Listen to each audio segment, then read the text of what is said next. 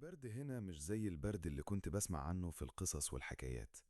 أنا بقالي ساعات قاعد على حافة التلج ده، لدرجة إني ما بقتش حاسس برجلي. قدامي حفرة صغيرة، حفرة ضلمة، ما طلعليش منها ولا عظمة حتى طول التلات أيام. وكل ده وأمي مستنية ونايمة في السرير في الكوخ بتاعنا اللي على قده. رئتها مش قادرة تتحمل البرد ده، ولو أنا ما جبتلهاش حاجة تاكلها النهاردة مش هتقدر تستحمل لحد بالليل. بس الجوع مش مخليني قادر أفكر، وحتى أكياس الدقيق اللي في البيت خلصت كلها، وما بقاش فاضل فيها غير التراب. واللي مخليني قاعد بره هو إني مش عارف المفروض أعمل إيه تاني.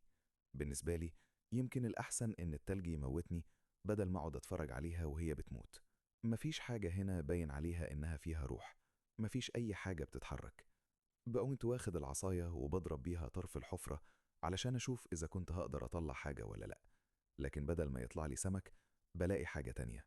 فجأة المية بتبدأ تتحرك، وبشوف خيال ضلمة بيعدي تحت رجلي، حاجة تقيلة بتخلي الأرض اللي واقف عليها تهز، والتلج يتشقق بسبب الضربة. في اللحظة دي بلاقي نفسي واقع على الأرض، والمية بتطرطش على وشي وبتحرق جلدي. وبعدها بيخرج من الحفرة مخلوق أنا أول مرة أشوفه في حياتي، ما كانش موجود قبل كده. بيكسر التلج بإيديه اللي فيها مخالب. بس لأ، ده مش حيوان، دي ست، لونها أزرق وجسمها متغطي بالزعانف. ببقى واقف قدامها زي الفريسة، بتفضل قاعدة قدامي وعينيها بص عليا وكأنها شايفة جوه روحي، وأنا مش قادر أشيل عيني من عليها. بعدين بتمد إيديها وبتوريني سمكة ذهبية منورة نور قوي، كأن فيها نور داخلي. في اللحظة دي بفهم إن السمكة دي هي حياة أمي. الخوف بينسحب من جسمي، وبقول لها: أرجوكي اديني السمكة دي، أنا محتاج أخدها معايا البيت. ما كنتش متوقع إنها تتكلم، كنت فاكرها بس هترميلي السمكة وأهرب. لكن بعدها بتقول: أنا كمان محتاجة حاجة، محتاجة الدفء بتاعك. بتفضل واقفة مستنياني أنا اللي أخد الخطوة الأولى. عينيها بتنزل على صدري وبعدين على هدومي، وبفهم قصدها. بقلع البلطو اللي لابسه، والهواء التلت بيخبط في جلدي زي السكاكين. بتمد إيديها الزلقة وتحطها على صدري، بس دي مش مجرد لمسة، مخالبها بتحفر في جسمي علشان ما أقدرش أتحرك. بحس بلسعة برد قوية بتخترقني وتخليني مش قادر أتنفس، كأنها بتسرق حياتي علشان تدفي نفسها. الإحساس بيزيد لدرجة إني ببقى على وشك أفقد وعي، وبرغم كده ما بقدرش أبعد. بستسلم للوجع، لأني عارف إن لمعة السمكة دي هي الحاجة الوحيدة اللي هتنقذنا النهاردة من الموت. بعدها بتبعد مخالبها، وأنا بقى على ركبتي فوق التلج. البرد ما بقاش بيهاجمني من بره، دلوقتي أنا بحسه جوايا في صدري، تقيل زي الحجر. بمسك السمكة الذهبية من على الأرض، جلدها سخن جدا لدرجة إنه بيحرقني. ألبس البلطو تاني، وإيدي بتترعش وأنا ماسكها بالعافية، وأبدأ أجري ناحية الكوخ من غير ما أبص ورايا. كل اللي شاغل تفكيري إني أوصل قبل ما جسمي يخوني وأقع. أدخل الكوخ وأقفل الباب ورايا بسرعة. أمي لسه نايمة مكانها وبتتنفس بالعافية. أول ما بشوفها بالحالة دي أعصابي بتتوتر أكتر. أجري على الدفاية، ما بنضفش السمكة حتى، برميها في الطاسة السخنة على طول زي ما هي. الدهون بتنتشر وريحة اللحم المشوية تملى الأوضة في ثواني. بطني حرفيا بتصوت من الجوع. بس باخد الطاسة واروح ناحية السرير، أمسك أمي وهزها من كتفها علشان تفتح عينيها. ولما تفتح عينيها فعلا بحط أول حتة في بقها بصباعي علشان هي ما عندهاش طاقة حتى ترفع راسها. بتبلع الأكل على طول من غير ما تمضغه. من تاني لون جلدها اللي كان باهت يرجع طبيعي، وكأن الدهب رجع له لونه مرة تانية. بتقوم تقعد على السرير، وفجأة يبقى عندها طاقة ما كانتش موجودة بقالها أسابيع.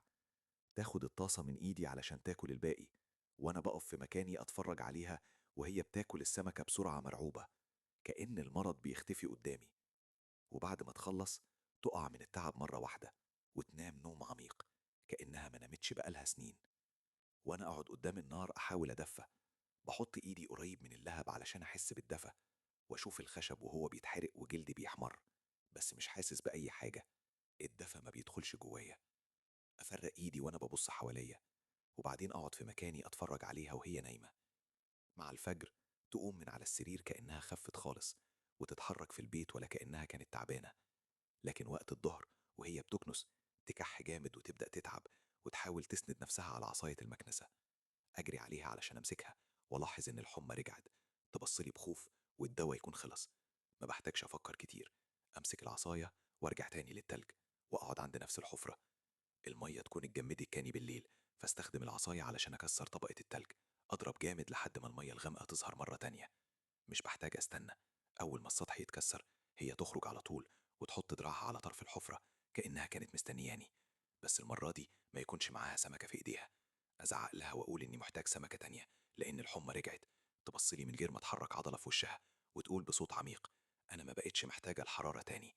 وبعدين تضيف: لو عايز سمكة تانية اديني أول ذكرى عندك. تمد إيديها ناحية وشي. ما بفكرش كتير، أغمض عيني وأبدأ أدور في ذكرياتي لحد ما أشوف صورة قدامي: أمي واقفة في المطبخ بتغنيلي وأنا طفل صغير. أول ما الصورة تبقى واضحة في دماغي أحس بكهرباء قوية بتضرب راسي ووجع مفاجئ يخترقني. ولما أفتح عيني تكون رجعت تاني للمية والسمكة الذهبية موجودة تحت رجلي على التلج. أمسكها بسرعة وأحاول أفتكر المشهد ده: المطبخ، صوت أمي وهي بتغني. أنا عارف إن الذكرى دي كانت موجودة عندي من ثواني، لكن دلوقتي مفيش غير فراغ. الفراغ ده بقى مؤلم. حطت السمكة تحت البلطو وببدأ أتحرك ناحية البيت. أدخل الكوخ وقلبي بيدق بسرعة. أمي تكون نايمة على الأرض جنب الدفاية. أطلع السمكة بسرعة من غير ما أفكر لحظة وأطبخها لها فورا. أقعد أكيلها بإيدي وأتفرج عليها وهي بتبلع آخر حتة. بعدها تقوم تقف تاني على رجليها والحمى تخف فورا. بس المرة دي الموضوع مختلف. يبقى عندها طاقة غريبة. تبدأ تتحرك رايح جاي في الأوضة وعينيها مفتوحة ومش بترمش تقريبا. وبعدين تبصلي وتقول إنها جعانة وعايزة من السمكة دي مرة تانية. ما بتقولش شكرا، ما بتسألش، بس بتطلب إني أرجع البحيرة وأجيب لها سمكة تانية. ومن ساعتها أرجع كل يوم، آخد نفس السمكة الذهبية وأدفع جزء مني في المقابل. المرض بيختفي أسرع كل مرة من جسم أمي، وكل مرة أضطر أدفع تمن أعلى من اللي قبله. في يوم المخلوقة تطلب مني أسرق حطب من البيت اللي جنبنا، وأعمل كده فعلا. أسيب عيلة كاملة من غير حطب علشان أكل عيلتي. مرة تانية تطلب مني أسرق من القرية. أقف عند طرف التلج وأقول لها: لأ، كده مش هينفع. أقول لها إن إيفان عنده كلاب بتحرس المخازن 24 ساعة، ولو قربت منهم هياكلوني وأمي هتفضل لوحدها. تخرج من المية وشكلها يتغير، تغرس مخالبها في التلج بقوة وتقرب مني جدا لدرجة إن وشها يبقى قريب من وشي. المية تحت رجلي تبدأ تغلي وتقول بصوت متغير مش ناعم زي الأول: أنت خايف من راجل؟ وبعدين تقول: بص يا ليو، أنا اللي بقرر إذا كنت هتعيش هنا ولا لأ. إيفان أقصى حاجة يقدر يعملها إنه يكسر عظمك، إنما أنا أقدر أسيبك لوحدك تماما في العالم. تمسك رجلي علشان توريني إنها لو عايزة تقدر تشدني معاها في المية، وتقول: تروح القرية ومش هتسرق أي حاجة رخيصة، هتاخد حاجة قيمة، حاجة عزيزة عليه. ولو رجعت وإيدك فاضية ما ترجعش خالص. ما بلحقش أفكر، أجري ناحية القرية. ما بمشيش من الطريق الرئيسي، أمشي من ورا البيوت وأتحرك في الضلمة علشان محدش يشوفني. بعد شوية أوصل للمخزن. الحراس متجمعين حوالين برميل النار عند المدخل، بيفركوا إيديهم علشان يدفوا ومش واخدين بالهم من اللي حواليهم. أعدي من الجنب الضلمة بهدوء. طول ما أنا ساكت ومتحرك صح أبقى كأني مش موجود. أدخل من فتحة ضيقة أنا عارفها كويس. جوه ريحة أكل حقيقي تملى المكان، بس أنا مش جاي علشان ده. أروح ناحية الرفوف وألاقي إزازة حمرا فيها لحمة محفوظة، حاجة تمنها أكبر من حياتي كلها. أخبيها تحت البلطو وأحس بوزن الانتصار. ألف علشان أخرج من نفس الطريق وأتجمد في مكاني. إيفان مش بره، إيفان جوه، قاعد في الضلمة على أكياس على بعد 3 متر مني، ماسك مضرب حديد وحطه على ركبته. بيراقبني ومش متفاجئ. يقول لي بهدوء: كنت عارف إنك هتيجي يا ليو. صوته يعمل صدى في الحيطان. بتتحرك كويس، بس حظك زي السمك الميت. من أول ما دخلت وأنا شايفك. يقوم ببطء. صوت الأكياس تحت واضح جدا. أحسب المسافة بيني وبين المخرج، بس هو أكبر مني ومعاه الحديد. يقرب ويزنقني عند الرفوف. ما يستخدمش المضرب، يمسكني من رقبته بإيده التانية. أحس بنبض حجاني. يرفعني من على الأرض ويخبطني في الحيطة الحجر. الهواء يخرج من رئتي، يفتش هدومي ويلاقي الإزازة واللحمة، ياخدهم مني ويحطهم بعيد، يسكت لحظة وبعدين يضم إيده ويضربني في صدري بوكس. أسمع صوت حاجة بتتكسر بس مش حاسس بوجع. جسمي يترجى من الضربة بس ما بصرخش. حتى نفسي عادي، أفضل باصص له ووشي ما فيهوش تعبير. يرجع خطوتين لورا ويبص لي باستغراب، مش فاهم ليه أنا مش واقع على الأرض. يمسكني تاني علشان يرميني بره. أول ما إيده تلمس رقبتي يسيبني فجأة كأنه لمس حديدة متجمدة. يبص في كف إيده وبعدين يبص لي، عينيه تبرق. لاحظ البرد اللي تحت جلدي، البرد اللي مش طبيعي. من غير ما يتكلم يفتح الباب الخلفي ويقف على جنبه ويقول اخرج. صوته متغير، مش ساخر. بيبص لي بقرف ويقول اطلع بره يا جثة. أخرج من المخزن وما بقفش غير لما أوصل للتلج. جسمي بيتحرك قدام بس جوايا حاجة اتغيرت وأنا عارف إن أنا أصحى من الفراغ ده، مفيش قدامي أي حل تاني خالص. أرمي نفسي على الأرض قدام الحفرة واستنى تيجي تاخدني وتنزل بيا تحت المية بعد ما خلصت مني. وفعلا بتخرج، بس مش بتبص على إيدي خالص، بتبص على طلوعي اللي اتكسرت بسبب ضرب إيفان وتبتسم. هي أصلا ما كانتش مهتمة باللحمة ولا بإزازة الخمرة، هي كانت بس عايزة تشوفني بعد ما اتكسرت وتقول لي شكلك كده حلو قوي، لايق عليك، وترمي السمكة على التلج من غير ما تطلب مني أي حاجة تانية وتنزل تاني في المية. آخد السمكة واجري بيها على الكوخ، وأنا بجري أمسك ضلوعي وأحس بالضلع المكسور وهو بيتحرك تحت جلدي مع كل خطوة.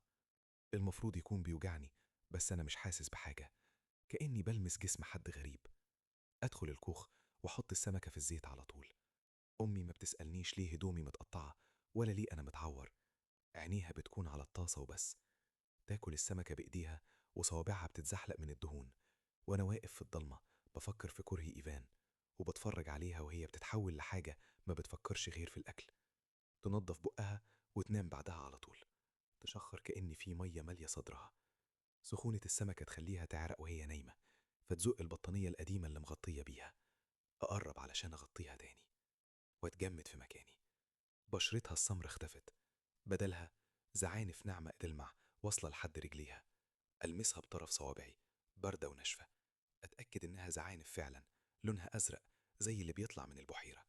أرجع لورا لحد ما ظهري يخبط في الحيطة وأفهم أخيرا أنا عملت إيه. أنا ما كنتش بعالجها، أنا كنت بحولها لكائن من البحر. أغطيها بالبطانية وهي مش بتصحى، طريقة تنفسها تتغير، تبقى بطيئة وعميقة كأنها في سبات. أفضل صاحي طول الليل أبصلها من تحت القماشة. مع الفجر أحاول أصحيها علشان أديها مية، ما تردش. عينيها مفتوحة بصة للسقف وفي طبقة رفيعة من التلج مغطية رموشها. هي لا بتتكلم ولا بتطلب أكل، بس نايمة مستنية حرارتها تبرد أكتر مع الوقت، بس لسه عايشة. وساعتها أستوعب السمكة ما كانتش بتشفيها بس كانت بتحولها. أخرج من الكوخ وأنا متعصب ماسك العصاية في إيديا. أروح البحيرة مقرر إني مش هرجع غير لما أعرف كل الإجابات. أوصل وأضرب المية بالعصاية لحد ما تتكسر وأخيرا تخرج بهدوء. مش فارق معاها غضبي، المرة دي أنا اللي أتكلم. إيه اللي حصل لأمي؟ ليه بتتحول؟ ليه ما بقتش تعرفني؟ تهز راسها بهدوء مش مريح، زي حد بيشرح لطفل حاجة بسيطة، وتقول أنا بنقذها. العالم بتاعك بارد على الناس اللي زيك، أنا بديها جسم يقدر يتحمل البرودة دي، جسم لا يحتاج حطب ولا يحتاج عيش. مش أنت كنت عايزها تعيش للأبد؟ أقف مشلول أسألها تعيش بس مش بشر؟ يعني هتاخديها معاكي في الحفرة السوداء دي؟ أزعق فيها وأقول إن ده ما كانش الاتفاق، أنا كنت عايزها تخف مش تتحول. ابتسامتها تختفي، شعرها يبقى زي حجر التلج، المية حواليها تسود أكتر، وتقول التغيير بدأ خلاص، ولو بطلت تديها الدواء جسمها هيتكسر قبل الليل. هي محتاجة التغيير الأخير علشان تعيش، يا إما تبقى زيي يا إما تتحول لتراب. تمد ليا سمكة تانية أكبر وأنور من كل اللي فاتوا. أمسكها وحيس إنها بتحرق جلدي. ألف علشان أمشي وفجأة أسمع صوت. حاسة السمع عندي بقت أقوى. أسمع جزمة بتحاول تمشي بهدوء على التلج، حد ماشي ورايا من القرية. أتجمد، الصوت جاي من بين الصخور. ما بجريش، أضم السمكة لصدري وأخبي نورها تحت البلطو. وأخيرا إيفان يخرج من ورا تلج عالي، مش لوحده، مع 2 من الرجالة. يقفلوا الطريق ناحية الكوخ، يتحركوا بهدوء زي ما بيحاصروا فريسة. إيفان يبص للحفرة وبعدين ليا. إيه القصة بقى؟ صوته بارد وطمعان. أسابيع بتاكل سمك وإحنا بنمضغ جلد جسم. طول الوقت ده كان عندك منجم دهب تحت رجليك. واحد من الرجاله يمسك دراعي ويجبرني ارجع على التلج، التاني يقرب من الحفره ماسك خطاف بايده زي رمح، ايفان يقف جنبي مستني يشوف. الراجل يقرب من الميه السوداء ويبص جواها، الدنيا تبقى ساكته تماما، يستنى وما يشوفش حاجه، يلف علينا ويقول مفيش حاجه هنا يا زعيم.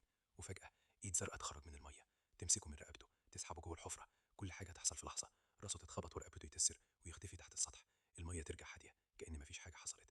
الراجل اللي ماسكني يصرخ ويسيبني ويهرب. ايفان يرجع لورا ماسك المضرب الحديد وبيبص للحفره برعب حقيقي. انا ما بستناش، اجري ناحيه الكوخ، محدش يناديني، محدش يوقفني، خوفهم من اللي تحت التلج اكبر من طمعهم. افضل اجري لحد ما اشوف باب الكوخ، اطلع السمكه واضمها لصدري وكانها حياتي انا دلوقتي. أوصل الكوخ ألاقي على الأرض أثر رجلين على التلج، واضح إن حد لسه داخل، والأثر باين إنه اتسحب ناحية القرية. ما بصرخش، ما بعيطش، ما بضيعش وقت، أمشي ورا الأثر على طول، أروح للمكان الوحيد اللي إيفان بيحس فيه بالأمان، المخزن الحجري القديم. أدخل من غير ما أخبط، الحرارة تضرب في وشي أول ما أدخل، الفرن مولع على أعلى درجة. ألاقي أمي قاعدة في نص الأوضة متكتفة في كرسي، قريبة جدا من النار بشكل خطير، راسها مرفوعة وبشرتها جافة وشحبة من شدة السخونة. إيفان يقف جنبها، إيده على كتفها وإيده التانية ماسك بيها سكينة، والراجل الضخم واقف عند الباب سادد الطريق. إيفان يبتسم ابتسامة صفرة ويقول: قلت لك يا ليو، إحنا ناس فاهمة قوي، كنت عارف إنك هترجع. أتحرك خطوة قدام وأقول له: سيبها، ملهاش دعوة باللي بيحصل. يرد بهدوء بارد: أنا عايز السمكة اللي معاك، شفت اللي عند البحيرة وعايزها تاني، وانت الوحيد اللي الكائن ده مش هيموته، هتجيبها لنا هنا وهي عايشة، عايز أعرف أقيدها كويس. يقرب السكينة من رقبة أمي: لو رجعت لوحدك أو لعبت بأي حركة هرمي أمك في الفرن. أبص لأمي بتتنفس بالعافية، لو سبتها كده ممكن تموت قبل ما إيفان حتى يلمسها. أكتم غضبي وأفكر بسرعة، أقول له صوتي بيترعش: هي مش هتقدر تعيش على الأرض، لو عايزها هنا محتاج مية، وهحتاج البرميل الكبير. إيفان يبص لرجالته، يهز راسه ويقول: روح معاه، ولو رجعت من غيرها انت عارف، نخرج بره. الراجل يربط حصانين بالمزلك ويحط فوقه البرميل الخشب الضخم اللي كنا بنستخدمه زمان. الأحصنة نفسها بتطلع بخار من مناخيرها مرعوبة من البرد. الراجل يضربهم بالكرباج فيبدأوا يتحركوا. الطريق للبحيرة صامت متوتر، مفيش غير صوت الخشب وهو بيحتك بالتلج وصوت حوافر الأحصنة.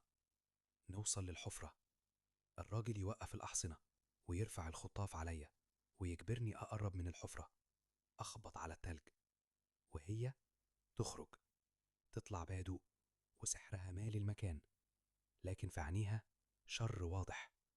الأحصنة تنتفض وتحاول تهرب أول ما تشم ريحتها. الراجل يشد الليران بعنف، أقف بينها وبين الخطاف علشان ما يقربش منها. أبص لها في عينيها، مش محتاجة أتكلم، هي شايفة الخوف في عيني وشايفة السلاح اللي ورايا، تفهم إن ده مش اختيار، ده غصب. أهمس: ادخلي البرميل، هم خاطفين أمي. من غير تردد تتحرك، تطلع من المية، تزحف فوق التلج زي كلب البحر وتدخل جوه البرميل. المية اللي في البرميل تتكب شوية وأنا أقفل الغطا بسرعة قبل ما الراجل يتهور. أبص له وأقول: هي جوه. يبتسم بثقة غبية، يركب المزلك ويشد الأحصنة راجعين على القرية. الأحصنة تجري بأقصى سرعة، مش عايزين يفضلوا قريبين من اللي في البرميل، حاسين بالخطر، بالشر، والطريق كله صامت. بنوصل للمخزن والرجل بيخلي الأحصنة تثبت المزلج اللي عليه البرميل. في اللحظة دي إيفان بيضحك ضحكة متوترة وعينيه بتبرق بالطمع وهو بيفكر في الفلوس اللي هيعملها من ورا الكائن ده. بيبعد عن أمي علشان يقرب من البرميل المحطوط قدامه، يمسك السكينة ويبصلي ويقول: افتح البرميل، أنا عايز أشوف منجم الدهب. بقرب من البرميل، أبص لإيفان وبعدين أبص لأمي، وأخيرا بحط إيدي على الغطا وأقول بصوت واطي: أنت اللي طلبت ده. أول ما بشيل الغطا وبوقعه على الأرض، البرميل ما بيفتحش بس، ده بينفجر ويخرج منه الكائن، يقفز ناحية السقف، والهوا حوالينا يتجمد من الرعب. فلحظة يهاجم الرجل قبل ما يلحق حتى يرفع السلاح اللي في إيده. المرة دي ما استخدمش سحر ولا تلج، استخدم مخالبه وبس. نسمع صوت تمزيق هدوم وصوت لحم بيتقطع، والرجل يقع على الأرض وهو بينزف، وإيفان يفضل واقف مكانه مش قادر يتحرك. الكائن يبصله، وسحره يتحول قدام عينيه لشكل بشري مرعب، ملامحه متوحشة والغضب طالع من عينيه كأنه نار. إيفان يحاول يجري ناحية الباب، لكن الكائن أسرع، يهجم عليه، يثبته في الحيطة بكل عنف، ومخالبه تخترق هدومه وتخترق جسمه وهضمه، يرفعه في الهوا كأنه عروسة لعبة. في اللحظة دي الأحصنة تفزع من ريحة الدم وتجري وهي سحبة المزلج بعيد وسط التلج. الصمت يرجع يملأ المكان، وما يفضلش غير صوت الفرن والحطب وهو بيولع. آخد سمكة حمرة صغيرة وأحطها على حجر المدفأة، أروح ناحية أمي لسه مربوطة بالحبال، أقطع الحبال بسكينة إيفان، تقع في حضني، حرارتها عالية جدا وجلدها ناشف خالص.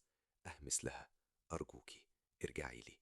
أحط السمكة الحمراء عند قلبها، وفجأة ضلوعها تنور زي طلوع الشمس، دفء يخرج من جسمها، والحاجات الزرقاء اللي كانت على جلدها تبدأ تختفي وتتحول للون الرمادي، وبعدين تقع على الأرض وتتحول لتراب.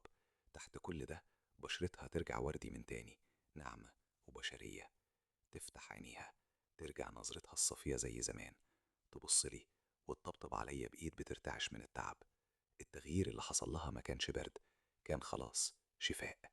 وبعد لحظات تختفي وتمشي ناحية البحيرة، وأنا أفضل قاعد مكاني حاضن أمي جنب دفء الفرن، عارف إن الشتا لسه قاسي بره. لكن الخوف اختفى للأبد.